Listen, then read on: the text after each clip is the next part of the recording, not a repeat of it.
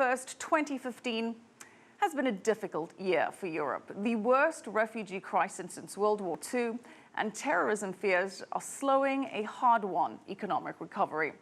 Now, the controversy over the Greek bailout plan and Europe's first-ever quantitative easing program haven't made things much easier. And analysts say there is some cause for optimism in 2016, but the continent does have a great deal of work to do ahead.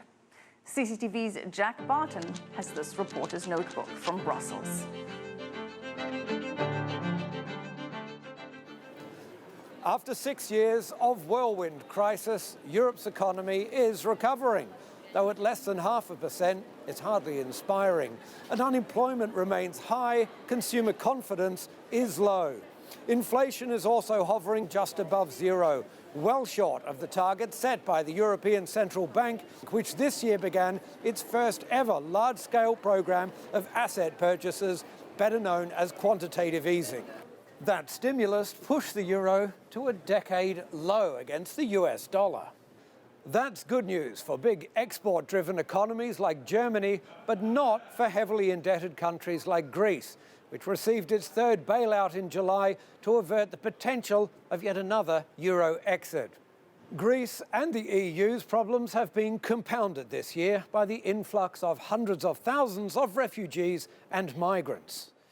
Analysts say that and the terror attacks in France this year have stretched resources and led to the suspension of the Schengen open border agreement between many countries. We see that the refugees crisis, the security crisis, the terrorist fear seems to create some tension between the European countries, and this will be also a big challenge for next year. With Euro and EU sceptic parties on the rise, fragmentation is now considered an even bigger threat to the bloc than the bad loans that still haunt many big banks. Britain will even hold an in or out referendum on whether to leave the European Union within the next 2 years. How much concern is there that Britain's upcoming referendum might actually result in a Brexit? There are worries all over that might happen. Worries because people are considering what political economic effects of that might be and whether there might be spillover effects on other member states. If one starts exiting, what might that mean for others and those who are advocating a potential exit?